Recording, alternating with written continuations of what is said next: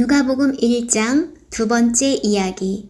하나님께는 불가능이 없습니다. 사랑하는 성도 여러분, 오늘 본문은 침례 요한의 탄생 소식 이후 6개월 뒤 하나님께서 천사 가브리엘을 나사렛의 한 처녀 마리아에게 보내시는 장면입니다. 은혜 받은 자여 기뻐하라 라는 천사의 인사와 함께 마리아는 인류 구원의 역사 가운데 가장 놀라운 소명을 받게 됩니다. 그러나 이 소식은 마리아에게 단순히 기쁨만 주는 소식이 아니었습니다.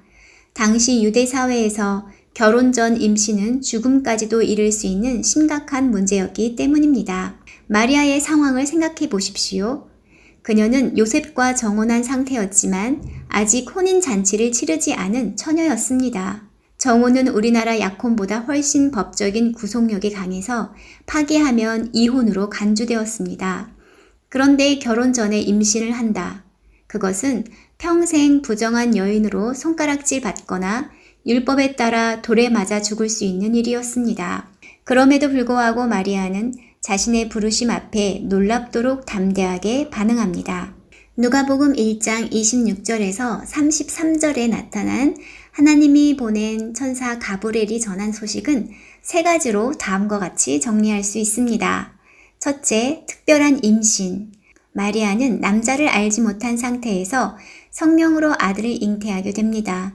이것은 인류 역사에 단 한 번, 오직 하나님의 능력으로만 가능한 사건입니다.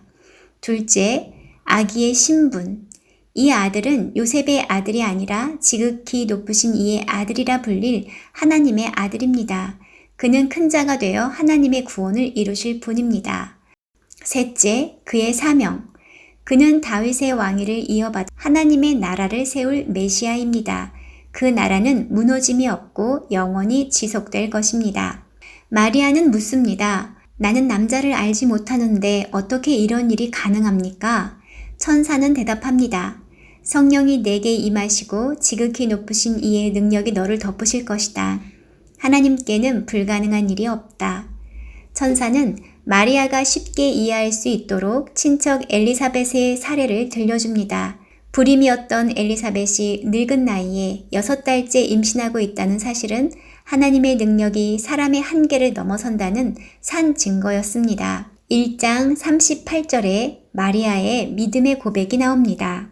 주의 여종이 오니 말씀대로 내게 이루어지이다. 마리아의 대답은 단순한 수락이 아니라 전적인 헌신의 고백입니다. 이 고백은 다윗의 주의 말씀대로 이루어지기를 원하나이다 라고 사무엘하 7장 25절에 고백한 것과 사무엘의 그는 선하시니 그대로 하시리이다 사무엘상 3장 18절의 말씀을 떠올리게 합니다. 마리아는 현실적인 위험과 평생의 오해를 감수해야 했지만 하나님의 말씀에 전적으로 순종하기로 결단했습니다. 누가복음 1장 39절에서 45절입니다. 그 후에 마리아는 유대산골 사가랴가 사는 마을로 급히 가서 엘리사벳을 방문하였다. 엘리사벳이 마리아의 인사하는 소리를 듣는 순간 엘리사벳의 태중의 아기가 뛰었다. 엘리사벳은 성령으로 충만하여 큰 소리로 이렇게 말하였다. 너는 여자들 중에 가장 복받은 사람이며 내 태중의 아기도 복받은 분이다. 내 주님의 어머니가 나를 찾아오다니 이 얼마나 영광스러운 일인가. 내가 인사하는 소리를 듣는 순간 내 태중의 아기가 기뻐서 뛰었다. 주께서 말씀하신 것이 이루어질 것을 믿은 여자는 정말 행복하다. 마리아는 즉시 엘리사벳을 찾아갑니다. 엘리사벳은 마리아를 보자마자 성령의 감동으로 외칩니다. 여자 중에 내가 복이 있으며 내 태중의 아이도 복이 있도다. 내 주의 어머니가 내게 오다니 태중의 아이가 기뻐 뛰놀았다. 이 만남은 단순한 친척 방문이 아니었습니다.